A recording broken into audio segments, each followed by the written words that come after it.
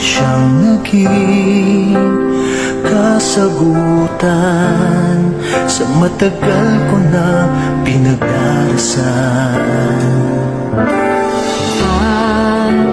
Nang matakop ating mga mata, may saya sa pusong biglang nadama, ngiting di mapikit dahil sa saya, naging kahilingan, sana'y ikaw na.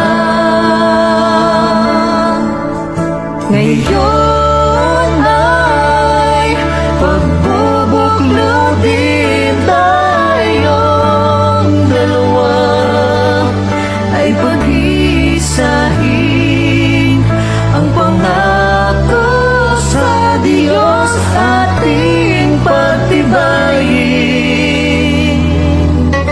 Habang buhay ang pag-ibig natin,